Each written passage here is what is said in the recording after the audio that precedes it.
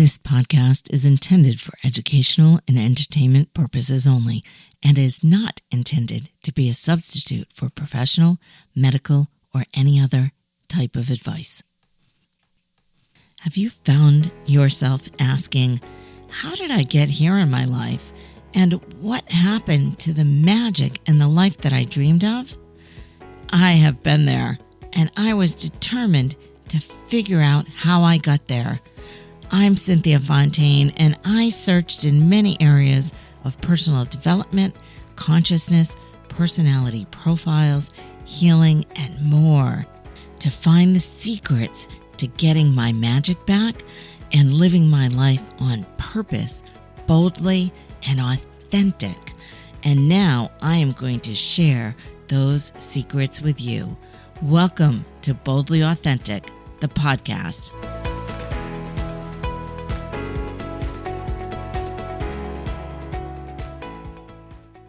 I am thrilled to be here with you today, wherever you are listening in the world.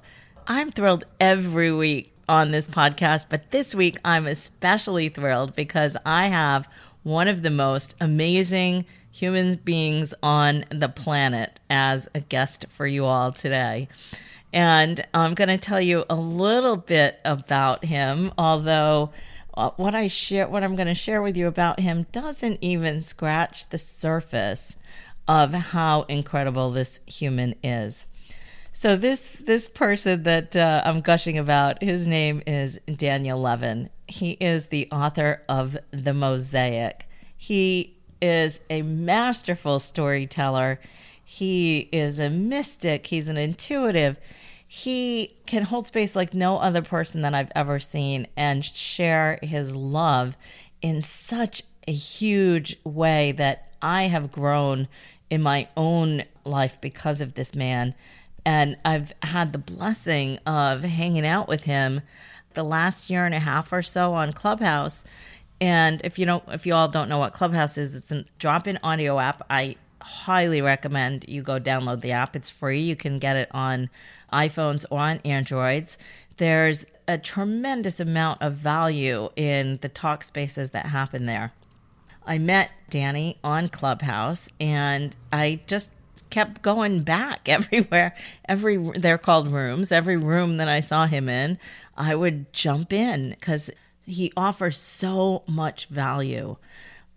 One of the things I really appreciate him is that he listens like no other person I have ever met before.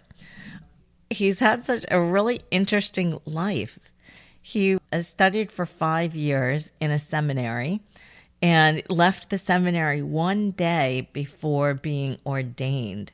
He lived as a monk in a monastery for 10 years, and he then went into a self-help business, Hay House, and he took the company from $3 million a year to $100 million a year in sales. So Danny, welcome to the show. I am so excited that you are here today. Thank you for offering to come on when I reached out. Oh my God, it's my honor. I love you dearly. You know that. And I think the best thing we could possibly do right now is do your close, because I don't think it can get any better than what you just said. All I can do is go down from where you put me up. So I thank you for your high esteem and, invite your listeners to listen carefully and decide for themselves what's true and what's not true. So I'm teasing, sort of. One thing I forgot to mention is you are a comedian of sorts. You have a great sense of humor, which I love. I really, really love that. I want to kind of riff a little bit. Spirit, take us wherever it's going to go. And I do want to ask you a couple of specific things. We could go in so many directions because you're such an incredible person. But something that we were talking about earlier was that I'd really like to get into, because in the previous podcast, I talked about ego and my theory about the ego and how people, have this idea that you have to transcend the ego. You have to eliminate the ego. You have to, the ego is bad and let's put it in the closet and close the door and turn off the light. And my theory is the opposite. My theory is that whatever we hide grows bigger behind closed doors. And the ego is super important for us, our survival on the planet. The ego has a lot of value, even the shadow side of the ego, because when we can take that shadow side of the ego and then explore it, right, then we can get so much value out of it. So in my last podcast, I was like, open that closet door, turn the light on, get that ego out of the closet, give it a name, give it a face, and let's have a conversation with it. This is the perfect segue into this podcast because that's what we were talking about before we came on. Yeah, and I love your approach, and I love the invitation that you give to people. And I also, there's a reason why over the years, ego has gotten the reputation it's gotten, because it can really mess people up. And it can really, the shadow side can really corrupt and can when we dance with those demons, we have to have tremendous respect for them. Absolutely. And we have a little statue in our house, and on one side is the carved out the image of Ganesh. Ganesh is the god of good fortune, and on the other side is the image of the demon. And it was so interesting for me when I saw it, because I said, why would this be on the same statue? And they said, because in the tradition that it comes from, they would offer both sides of the statue an offering, so that if they fed the good god of good fortune would come, and if they fed the demon wouldn't be hungry and wouldn't come after them. And so every morning they would give they would give an offering to both sides. And I always thought how absolutely beautiful that is, and how much we lose that in the Western view of religion and spirituality. Yeah. Because we think ego is bad, but nothing. And if everything I say, take with a grain of salt, and you just decide for yourself if you agree with it or not, because some of it goes against scriptural things that I don't want to be responsible for influencing you one way or another. But I just think that everything has its beautiful place in this world. And everything is calling out to be loved and accepted, listened to and heard, and seen and acknowledged. And when we can give that little offering of food, of loving and accepting it, seeing it and acknowledging it, listening to it and hearing it, then it doesn't need to scream and tantrum and yell. That's a lesson we can talk about later that my daughter, who's developmentally delayed, taught me. Yeah, that's exactly the way I feel. And I love that statue having both sides. And there's a commercial, it's an old commercial. A lot of people who listen might not remember the commercial. I think it was from the 70s. It had a devil on one shoulder and an angel on the other. And both of them talking in the person's ear. I don't remember what the subject of the commercial was, but that devil and the angel stood out for me. And that's the ego, right? Where we have two sides of the same coin.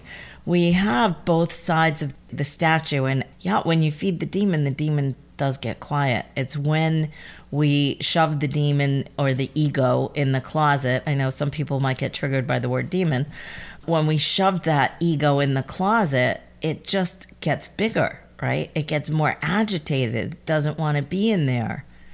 Yeah. I don't know that it gets bigger. I think when I was in seminary, the Rebbe taught me something. He said, our problems exist on this level. What happens is, as we get stronger in ourselves, we grow. And so we get bigger and stronger. And so what was big for us now looks like a little molehill. When we get weaker in ourselves, we shrink down. And now that same problem that exists where it always looks like it's an insurmountable mountain. And so I think I'm trying to think of it in a way that would be simple to say. There's a reason for everything in this world. Yeah. And when we have a healthy respect for why things are in our orbit, in our aura, in our field, they have a healthy respect back for us. When we try and destroy, like, if I were to walk up to somebody and try and hit them and punch them and try and kill them, they would defend themselves most likely, and they would hit me and scream and yell and try and kill me too. Why wouldn't that happen in everything that we work with? Why would we take the point of view that I have to kill my ego? Right. If I try and kill my ego is going to say, okay, big boy, let's see let's play this one out. Right. And I need my ego. I need my ego to function, to eat, to be in this world, to, contribute to the things that I do in the world. Nothing is inherently good or bad. I mean, this is all my point of view. So if it goes against what you believe, please believe what you believe. But I think we're misled a little bit around this Puritan belief of good and evil. Yeah. And I just would like to invite listeners to, what if they were part of the same mosaic? What if they weren't separate from each other? What if they were just pieces of the whole of what Daniel Levin is? Right. And does that make it more beautiful? Does that make it less sacred? Does that make it more sacred? Does that make it ugly? So be it, whatever it makes it. But I believe that I am the totality of every piece that I am. Buried, hidden, in front of me, visual. And there is the dark and the light. And I don't know that I've always had this, like I said, peculiar to you earlier, and you said, no, it's just interesting. But I think I've always had this peculiar belief that, I guess it's like a yin yang, that little dot of black that's in that white space of the yin yang, and the little dot of white that's in the black. I've always had this thought that little dot made that whole. And so there's a little bit of good in evil, and a little bit of evil in good, and it's the way it's supposed to be. Yeah, we are on the same planet, the same plane, brother. I love that. And I guess just one last thing, the beauty to me of mosaic, and the image of mosaic, is we can decide how the pieces connect. We can decide what part of the piece we want to connect to. So if there's a piece that is completely dark, but has a tiny little corner of light, I can choose to connect to the light part of that piece, i.e., I can choose to see the light, the goodness in every single human being or every single thing that exists, because every single thing has that little spot of goodness in it. Or I can choose to see the evil in anything, even the most beautiful thing. I can choose to see, there's evil in that. This isn't good. Right. And that choice is so, that choice alone dictates the world that I live in. Ooh, I really, really like that. That choice alone dictates the world that I live in.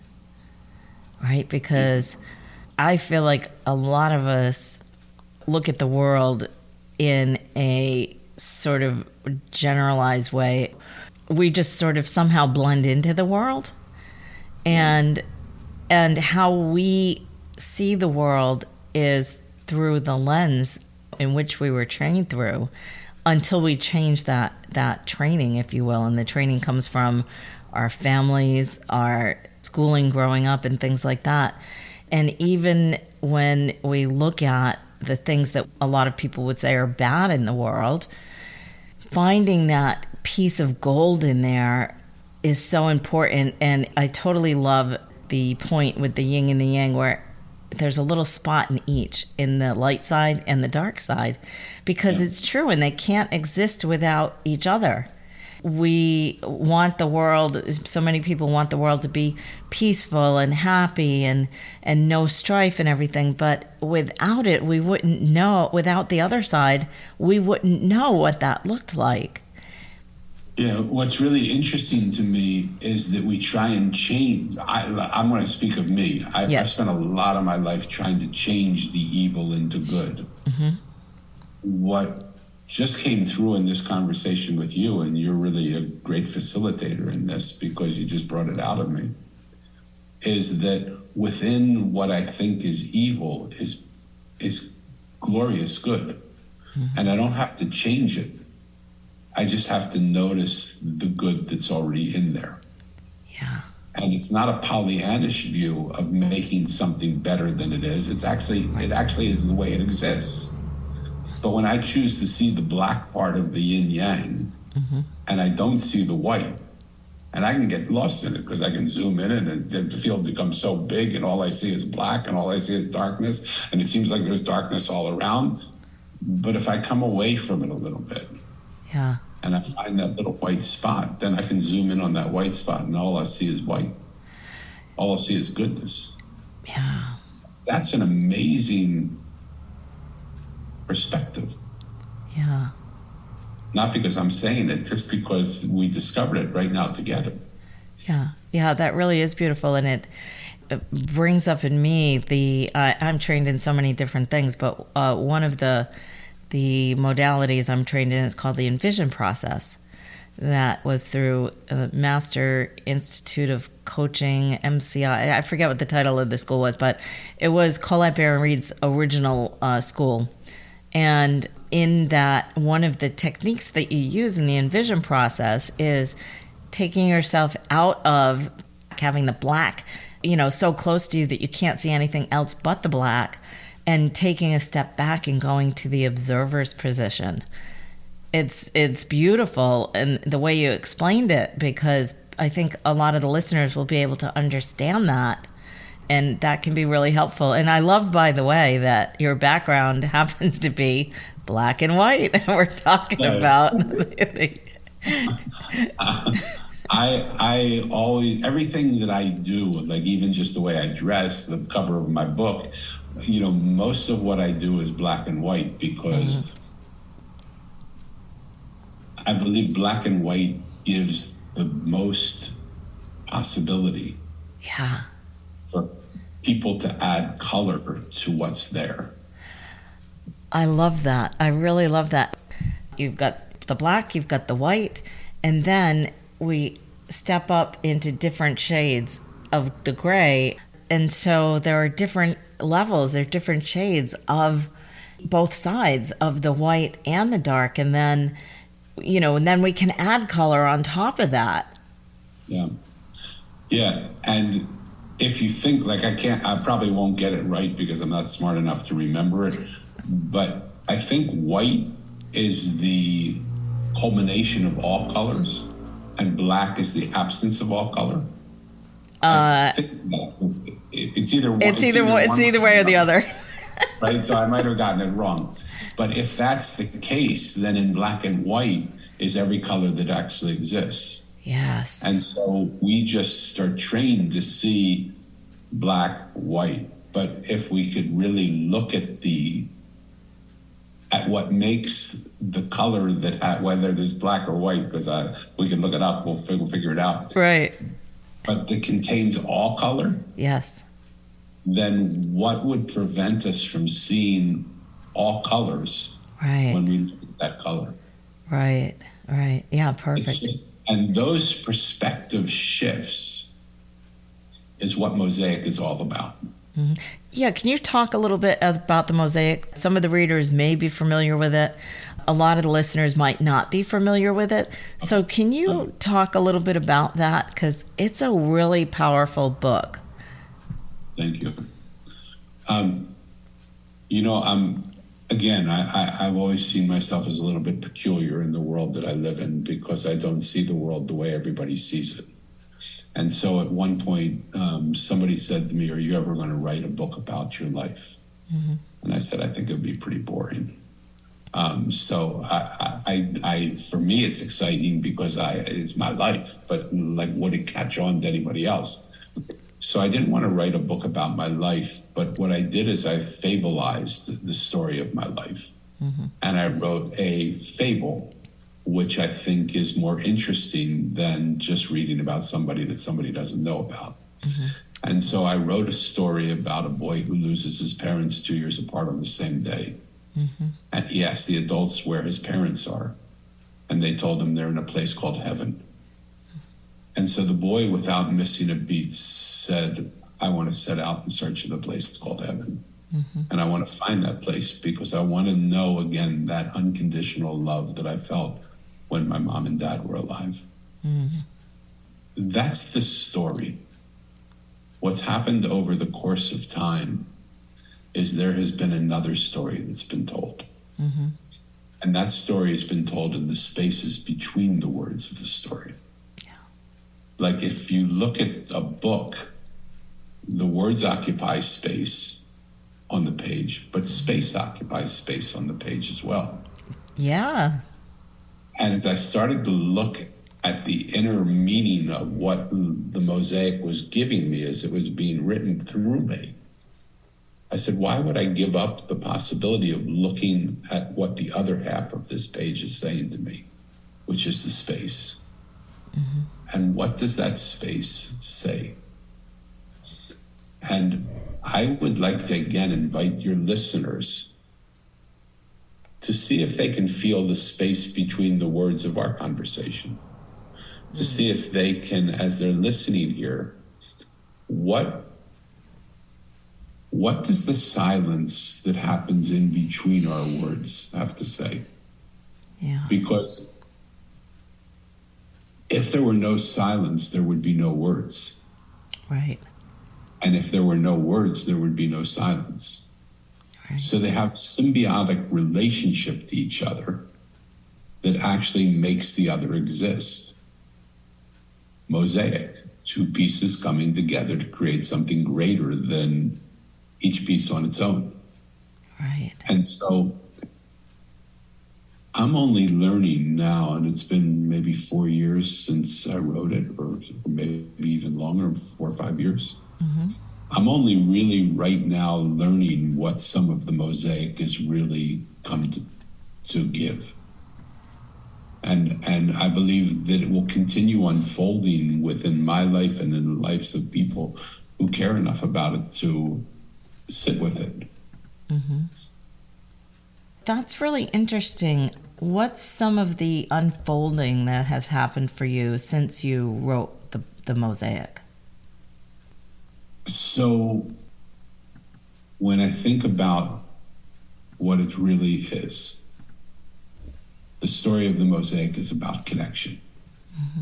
Mosaic as an image is the connection of one piece to another, multiple pieces to multiple other pieces, multiple concepts to other concepts. And so it went from a cute little story to this vast. I was reading it again today, and I was just like, I don't know where I got the courage to even write it. All of a sudden, he was going into different realms of existence, and it was like, this was a cute little story, and it sort of got passed over in the cuteness of the story. But then as I sat with it, all of a sudden, he's experiencing different dimensions of the dimension, because, so if you think about connection, this is connection, what's happening right here, okay? Yeah. But what other possibilities could we have connection with? Is it possible that the existence we had on this level of existence could also be connected to another level of existence? And if it's possible to make that connection, wouldn't that be exciting to explore? like how the vertical mosaic and the horizontal mosaic and the inner mosaic and the outer mosaic could all be parts of one another. And how about if the pieces were in different spheres? And how about if I just took this piece from this dimension and I put this piece with this dimension? It would create the most extraordinary experimentation possible, because up until this point of mosaic, to me, there is not the crossbreeding of those different cultures. Interesting. So when you say dimension, what do you mean by that? Because I know what I think about with dimensions. Like when you were sharing that, I thought about quantum jumping, which is Burt Goldman's work, where our lives are simultaneous and you can quantum jump into another dimension where you're living a very different life. So what is, when you speak of dimensions, what does that mean for you? So thank you. Beautiful question. And I really want to say what I think mosaic is trying to say to me in dimensions, because who cares what I think? I mean, I appreciate you asking me, but I believe what mosaic is talking about is we, in the dimension that I live in right here, time, space, distance, all are very strong realities that separate one thing from another. In dimension of mosaic, time, space, distance are not separating realities. They're all part of one similar reality. And so if I was not caught in a time frame, and I was not caught in a space, and I was not caught in a, what was the other thing? If I wasn't caught by those boundaries, yes, what would be possible? And what would be possible if I could, what would be possible if I could cross from one to another and experience a different world? The simple way of viewing it is, when I'm with somebody, I can experience them right here as they are. Absolutely beautiful experience. But I can also experience them, and I've had this experience. I'm sure you have also. I mean, in the work you do, I'm sure you have connected people to people that are not here anymore. I'm sure you've connected people to different times in their lives. Absolutely. Right? And so for you, of all people, and for this podcast in general, to highlight those moments where, imagine the data that's available to us and the ability of the skills that are available. Like, if I want to be successful in business, why don't I just connect to the dimension of those people that are successful? Yeah. I don't have to know them. I don't have to call them up. I don't have to sit in their office. I don't have to study their works. All I have to do is connect to the vibration of that being, and bring that success in like a piece of a mosaic, connect to it and become a part of it. If I want to have a great relationship, I connect to the greatest lovers in the world, and the greatest healers in the world, and the greatest friends in the world. All of that is at our fingertips when we cross dimensions and are not limited to this time, this space, this locality. Wow. Yeah, that makes so much sense. And as you're expressing this and sharing this, I'm thinking, wow, why haven't I connected in with this person or that person? Because I know I have the ability. But you have, and anybody who knows you or has had a reading of yours, has seen that you have connected people back to different things that are happening, to people that have passed, to ancestors, to father, mother, different time, and that's what makes you so fascinating. Yeah. That's what makes the work that you do so fascinating. It's still not completely accepted by the world out here. Yeah. Because a three-dimensional world doesn't know how to accept a five-dimensional world. Yeah, it's true. And people, it's interesting because people come to me when I get, especially the newbies who have never had a reading before, and they're skeptical and sometimes they're afraid. And I love those people because I work in a very different way than a lot of psychic mediums out there. Sort of proactive, prescriptive, predictive way where I give homework a lot to clients. Because people come to me because they want their life to be better in some way. Whether they didn't have closure with a loved one and they feel bad and they don't know if they did enough, or they're struggling in their personal life somehow, they're looking for help and guidance. But we have to be our own saviors, right? That's my philosophy. And so I can give the information, and then what the individual does with it is up to them. But the one thing that freaks people out that I am able to do is I can remote view. Yeah. So that does freak some people out, because when I'm working with a client, I can actually see their house. And, it's kind of weird, but that might be a little over the top for some people. But that does freak some people out. So And understandably, I mean, because if that's a new concept for you, then that's like, oh my God, how's that even possible? Right. But I found the things that I'm most scared of are the things that I become the most excited by when I allow. What's mosaic really? Mosaic is the ability to take a new perspective, to see something from that you've always seen one way, from another piece's point of view. Yeah. And to be able to, when you connect those pieces, say, how would this piece see that? Right. And to create a new perspective. Like, just because we are scared of something doesn't mean it's true. Just because we haven't had the experience of it doesn't mean that it can't exist. Right. And so the beauty to me of this whole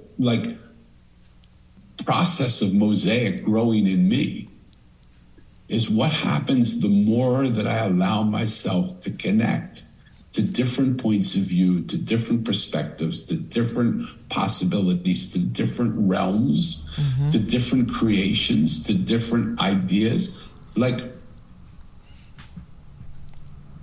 I don't know if you've ever had this experience. And again, remember, I'm a little peculiar. But there have been moments in my time, drug-free, that I have literally heard inanimate objects speaking to me. Okay, so now you're talking to the girl who talks to horses, dogs, trees. Okay, yeah. Sounds good. So those things are not phenomenons. Yeah. Those are realities that just take a little bit more vision than somebody else has. It's not better or worse. Right. It's just suddenly something opens up. You've had the experience in your life, and that's why people come to you and adore you, because you've had the experience where your eyes can look at the same thing somebody else sees and see it differently, see dimensions of it that are different than what most people see. It's not more right or more wrong. It's just an expanded view of what they're seeing. Right. Some people like that. Some people are scared to death of that.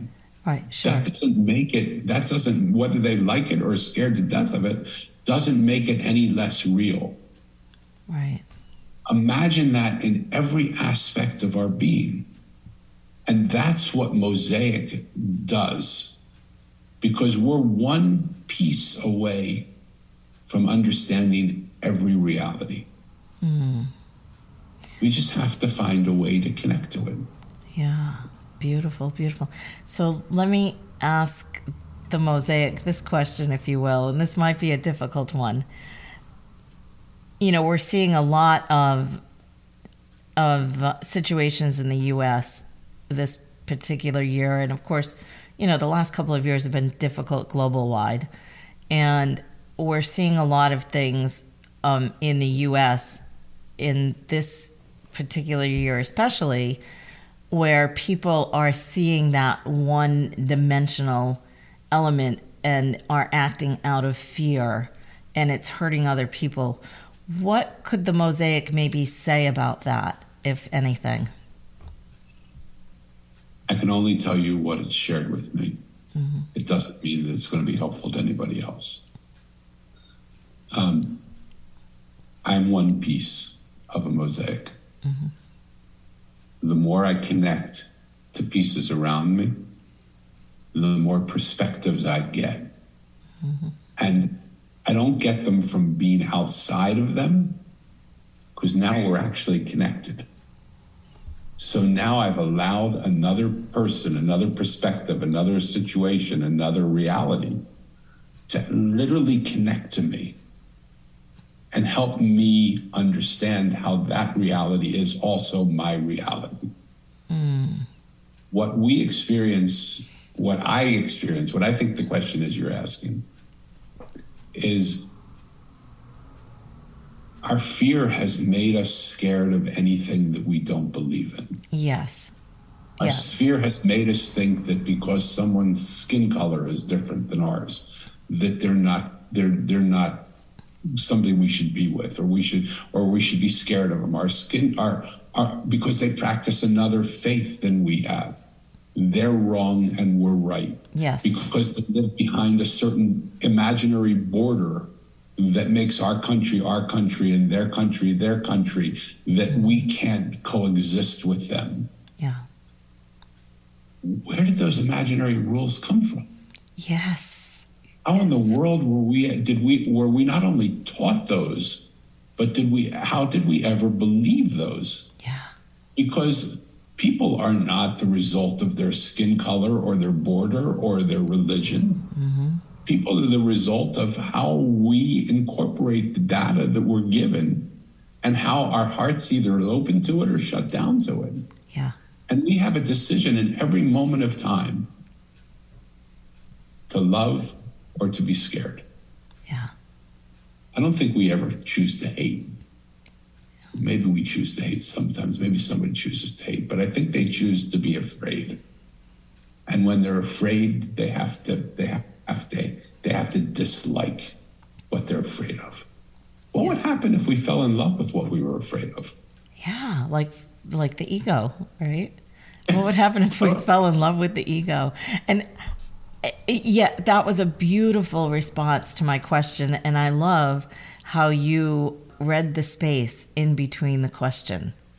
And we're able to see the space in between that question, and your response was really beautiful. I really appreciate that. Well, you know this already, but you have an uncanny ability to draw out of somebody information that may not have ever been there before. Yeah. So I don't know that this is me answering the question without you. So I appreciate what's the connection that's happening here that is creating, for me, some things that I'm seeing for the first time. Oh, that's beautiful. And you know how much I love working with you. Yes, vice versa. I feel like we have something. I don't know, I feel just so fortunate and blessed that fate's brought us together in the universe where we can be here today, seeing each other and recording this. And I really, really honor and treasure your friendship in such a deep way. Thank you. Yeah. Obviously the same happens here, the other way around. Yeah. One thing that you do on Clubhouse that I think is really interesting, I want to ask about, because it makes people uncomfortable in a lot of cases, where you'll put a topic out. And for those who don't know what Clubhouse is, I shared earlier, go and download the audio app. I know there's lots of recordings in there that Daniel has from past shows that he's done and so forth. And mine as well. My club is all things psychic. Daniel's club is the Mosaic. Go check it out and go listen to some of those past recordings. But one of the things that you do is you let silence fill the room. Yes. And some people get really uncomfortable with that. Yes, I love that. Yeah. And I love that you do that. And do you want to expand on that or talk about that at all? Sure.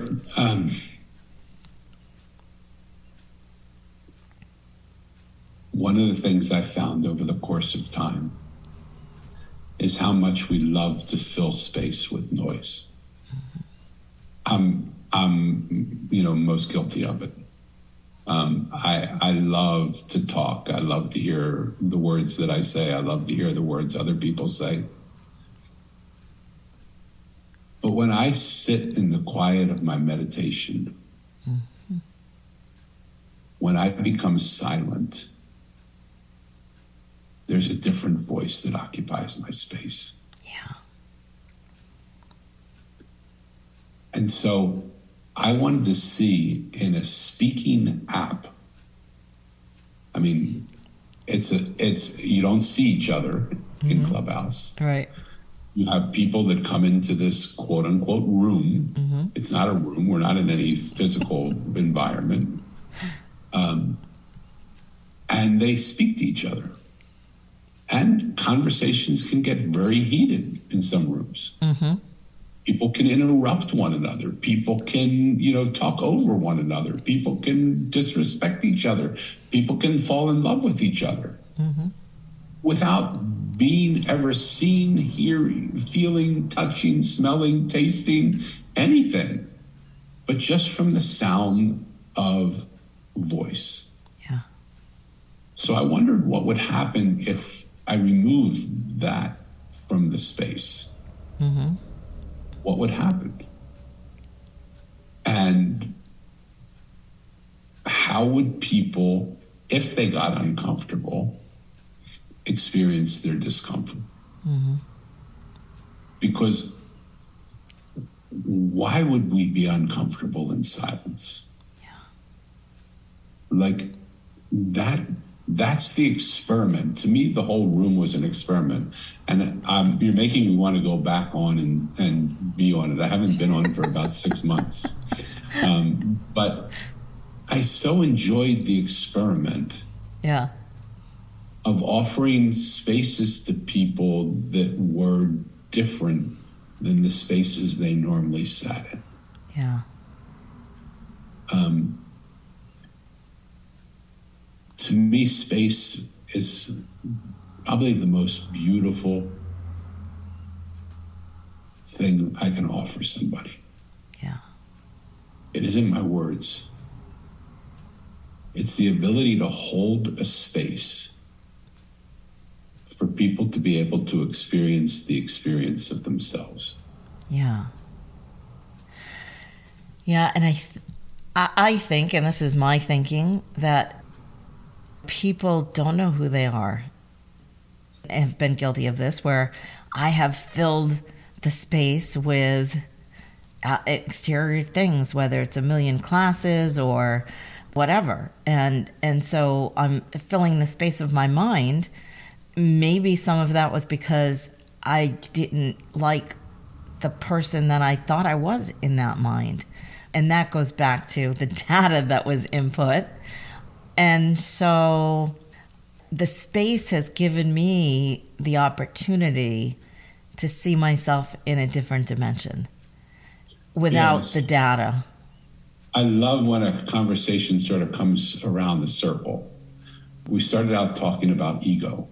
And really that voice, that noise, that part of me that blah, blah, blah, blah, blah, blah, blah, is all my ego. It's all this human being trying to communicate. I don't think I try to impress anymore. I used to a whole lot, but I don't think I'm so concerned with that anymore, because you have every right to think of me whatever you choose, and it's not my job to make you think other than me than you choose. But what is the equalizer is when we can share quiet together. And so when there's no words, just like in the practice of my meditation, another voice can appear. Yeah. And so Clubhouse for me was an experiment to see what would happen. Like I said, please don't, like there were very few rules in our room. Mm-hmm. One of the rules were, please don't ever tell anybody what to do. Yeah. You can tell them what you do, but please don't tell them what you think they should do. Right. Because I found from my own experience, sometimes I was right and sometimes I was wrong. Mm-hmm. But each person, when they had the opportunity to discover their own actionable action from that inner voice of their own, it was so much more powerful than when they got what I told them to do or what somebody else told them to do. Yeah. Unless we give space to that quiet voice, it won't impose on us. It hasn't. That's been my reality. Yeah. It doesn't stand up and fight and look for space and say, hey, listen to me, listen to me. That's our friend, the ego, which we started our conversation about. That's the one that's talking all the time. Right. Right. But when I can quiet and I can say, hey, you know what? I love you, brother. You've been really a help.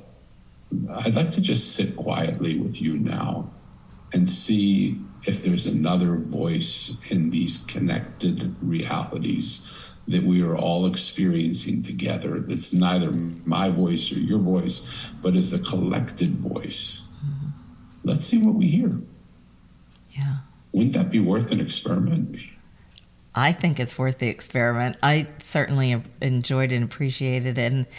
And really, that's what meditation is about, right? It's the thoughts that come into the mind is the ego, where the mind is always thinking. In my experience, I find that people will say to me often, I can't meditate. My mind never stops. Well, it's the gap. It's that space in between. It's the white space in between the words. That's where the magic happens. And that's when that voice, that other voice can drop in. And it can happen in a split second. When I went to the gym and I used to work out a lot, I ended up being able to bench press 345 pounds. Wow. Well, I couldn't bench press 345 pounds when I first sat down. Right. When someone says to me, I can't meditate, of course you can't. You haven't put any effort into trying to do it. Right. Like, why don't we sit together and just practice stillness? Forget about meditating. Yeah. Why don't we just be quiet for a little bit? Yeah. And allow yourself to follow those thoughts in your head for a little bit. Mm-hmm. Until you get tired of listening to them and say, hey, you know, I wonder what's behind the thoughts in my head. Is there something behind the thought that I have in my head? Yeah. That I might be able to touch in this quiet? For me, Clubhouse was a meditation practice. Yeah. It was offering another perspective. It was listening. I believe everything in life wants to be loved and accepted, listened to and heard, and seen and acknowledged. Yeah. Even my own inner voice. Yeah. And when I give permission for that to happen, without the opposition of the ego that says, no, I know what to do, don't worry. I used to be the greatest fixer in the world. I would walk into a room. I was trained to walk into a room and find 10 things wrong with a perfect room in 30 seconds. Wow. And I could find them all the time. People would walk in, they'd say, this room is perfect. There's nothing wrong with it. And my teacher would say, Danny, go in and see if you can find anything. Wow. And go in, and in 30 seconds, I would find 10 things wrong with it. Wow.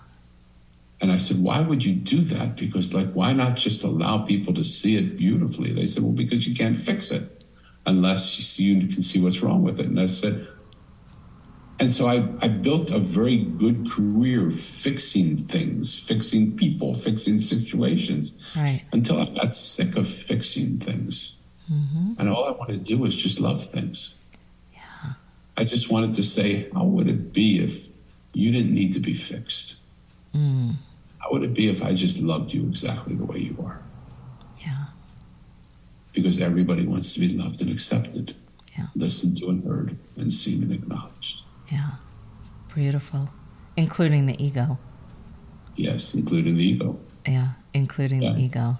And then when I feel loved, seen, and accepted, then the ego relaxes. Then that loud voice suddenly just relaxes. And yeah. It to me, it's almost as if a different persona comes over me. Yeah. It's almost as if this being changes. The first time I met Anna, my wife, Mm-hmm. I was scared to death of her. Interesting. I don't know the story. She was this beautiful, she's 21 years younger than I. Mm-hmm. Beautiful woman. And from the moment my parents passed away, I was looking for that unconditional love. Mm-hmm. I found it with my daughter because I was able to give her my unconditional love. Yeah. But she was developmentally delayed, and she sort of gave me unconditional love back. But I don't know that she knew. I don't know that her mind knew it. We were just like fighting. And she was my daughter, so it was easy to do. Yeah. When I felt Anna's love, everything in me felt invincible. Mm. My ego felt invincible. It no longer needed to stand up and say, look at me, look at me. It had what it was looking for. It had this, it was loved, deeply loved. Yeah. Everything, when it's deeply loved, relaxes. Yeah. And in that practice of just deep, unconditional love, which, don't get me wrong, I'm on the opposite side of that more times than I'm on the positive side of it. But it's like, we were talking about different realms before. Uh-huh. It's like a different realm enters in. It's like this being called Daniel Levin suddenly is not in this space, in this time, in this moment. There's a different space. Yeah. That's really powerful. And I know we haven't talked about Anna yet or really talked about your daughter, and we could talk for hours and hours. Yes. Anna is a beautiful healer, and I really appreciate the work that she does in the world as well. And actually, when this podcast goes out, if it's okay with you, I'd like to include her link as well as yours. Of course. In the everybody's link. Okay, great. In the podcast description, so people can check Anna's work out as well. Gosh, I feel like that this conversation has gone around the universe and back again, and has everything that we touched on all came back sort of to the same place from where we started. And it's been a beautiful conversation. It's been a really beautiful conversation. So much for having me in it. Yeah. And your ability to do that and to hold the space for people, for me, has created that circle. Yeah. And I really appreciate it, because I think things that I've never said before have been on this podcast. Oh, well, that's exciting for me. Yeah. Totally, for me too. That's exciting for me. So, Danny, I hope that you'll come back again, because I know we can talk for hours and hours and hours, and it's always a rich conversation, and I love and appreciate you so much. So I want to thank you for being here and for everything that you shared, and I know that the listeners are going to get real value out of this conversation. I hope that for those of you who do get value from the podcast, I really would love you to share it with your friends, download it, share it with your friends, and yeah, go from there. And And if you'd like to be a guest on the podcast, if you have something you want to share, email the team. You could email Cynthia at cynthiafontaine.com. Danny, how do people reach out to you? How do they get in touch with you? How do they work with you? Where do they find the mosaic? And congratulations, by the way. I know you just had a big event in Las Vegas that was super successful. Congratulations on that. Thank you so much. So the best place they can go is probably themosaiconline.com. That will have all, or they can go to danielbrucelevin.com. Those are both websites and all the links to all the things will be there. But I'm very here. Like I don't hide behind images or thoughts or anything like that. So just reach out. I'm sure you'll have the data in the show notes. Yeah, absolutely. Just reach out and let's have a conversation. Yeah, absolutely. I spent quite a bit of time because I'm about to travel around the world in January of 2024. I am so excited about that. And so I would love to come to wherever you are. And if you want to gather together a group of people, and I'm talking to your listeners, I'm talking to you. Yeah. We'll gather together and we'll just start to share these moments together. It's not like I'm teaching. It's just we're sitting together and talking together. And we're connecting pieces of ourselves to each other. And so reach out because that trip is going to start to be planned pretty soon. Beautiful. So let's just have conversation. Yeah, beautiful, beautiful. I love that. And because we know already we're going to see each other on that trip. Of course, absolutely. I love the invitation. I love the invitation to the listeners, wherever you are in the world, to reach out, because the whole trip is about connecting and sitting and listening and sharing and being in space with other people. And I think in my own opinion, and I could be wrong, that's how we heal the problems of the world. Yeah. That's how we heal the problems of the world. I know a lot of my problems exist when I think I'm alone. When I think I have to deal with it, I have to take care of it by myself, or I have to try and figure it out by myself. Yeah. But we're not alone. We're super connected. Yeah. And the answer to every question we have is one piece away from us. Yeah. The opportunity to everything that we seek is one piece away from us. And if anybody listening would hear only one thing I'm saying, I think it would be this. Our greatest asset is our ability to connect pieces. Connect our PEACE to the world that needs peace. Our PIECE to all the other pieces that feel alone. Yeah. We're not alone. Yeah.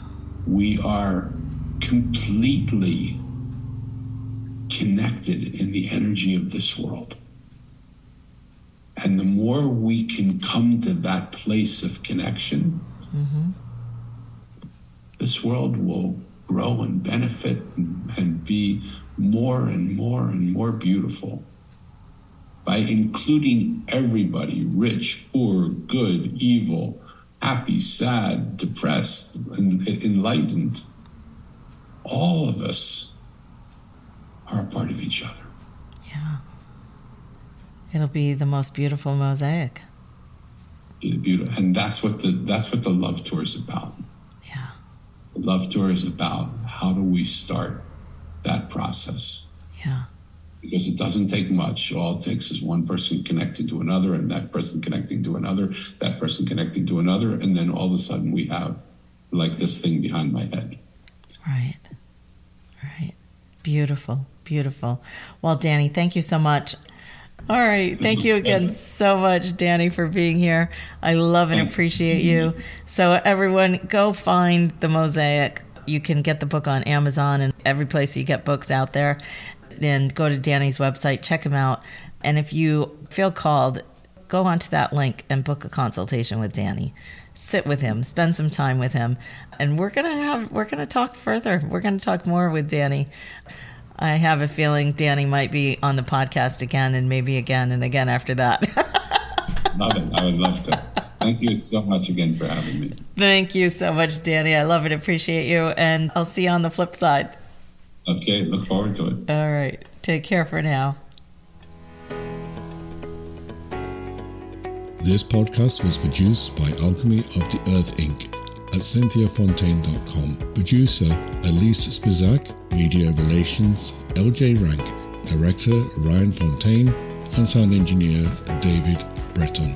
Please subscribe to patreon.com/boldlyauthentic for exclusive membership bonuses.